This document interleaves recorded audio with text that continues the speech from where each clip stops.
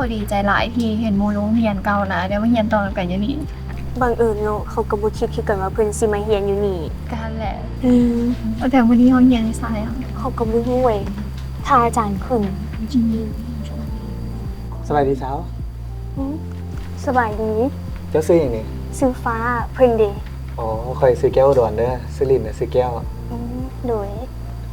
แต่ว่ามื้อนี้มีเรียนวิชาบ่บ่รู้คือกันมื้อนี้เพิ่นเรียนมื้อแรกน่าจะจักหน่อยก็ขึ้นแล้วดีใจเด้ที่ได้นั่งข้างเจ้าดีใจคือกัน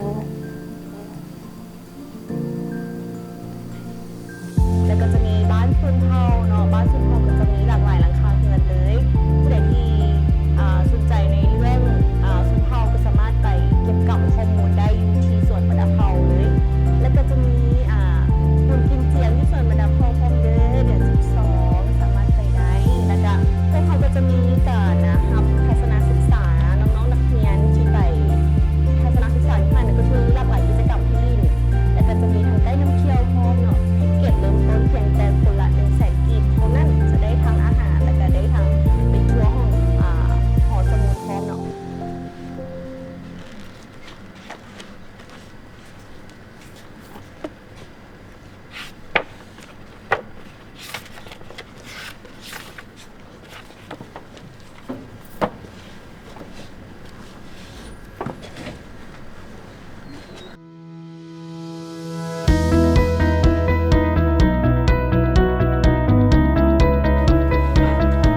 สบายดี สบายดี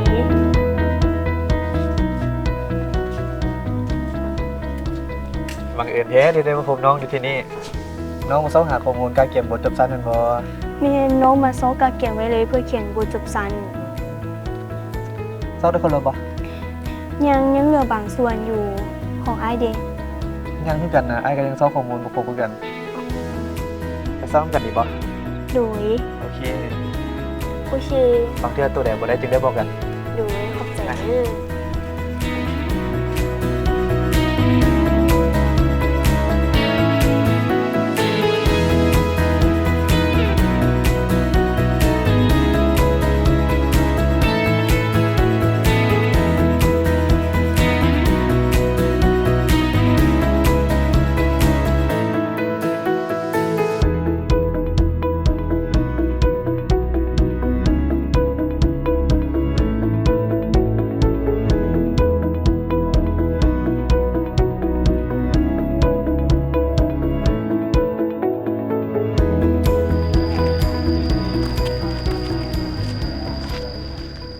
เฮ้ยเสียว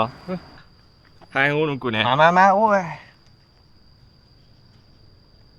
ดีใจน้ำเด้อได้ครับไปประกาศแล้วโอ้ยบ่เป็นหยังแล้วมึงดิจักปีสิจบนี่โอ้อีกปีเดียวก็จบแล้วเฮ้ยเดี๋ยวถ่ายนี้แป๊บนึงแล้วเดี๋ยวกูไปก่อนแป๊บนึงโอเคพ่อแม่ดีใจนำลูกเด้อที่ได้เรียนจบโดยพ่อหวังว่าลูกแต่นี้ต่อไปต้องสู่ส้นและเรียนไปต่ออีกเป็นคนดีของประเทศชาติบ้านเมืองเด้อลูกเด้อโดยขอบใจพ่อกับแม่เด้อที่ซัพพอร์ตลูกมาตลอดโดยเดี๋ยวลูกถ่ายรูปให้เด้อ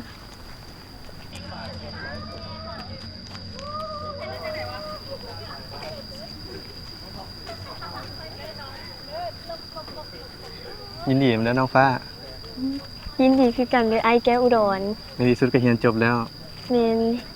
พ่อกับแม่ถ่ายรูปกับดาบไปก่อนเด้อลูกไปลุมกับหมู่ก่อน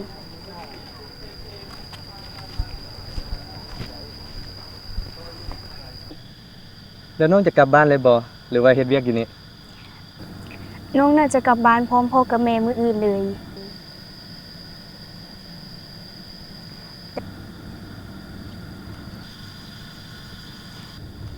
แต่ว่าน้องตั้งใจว่าสิมาเฮ็ดเวียกอยู่พี่คันสั้นก็อย่าลืมกันเด้อตั้งแต่ที่พบเจ้าวันนี้ทุกอย่างที่มีบ่เหมือนเดิมมีเจ้าคนดีมาเพิ่มเติม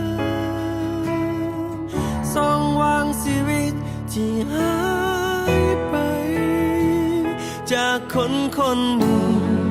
ที่แสนเพลงโดน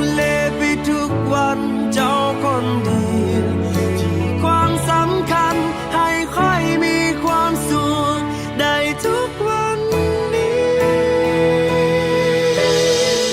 ที่อยู่แบบนี้ตลอดไปทั้งวันสุดท้ายให้เข้าใจเจ้าคนเดียวคือคนที่ใจคอยต้องการเจ้าคือความรัก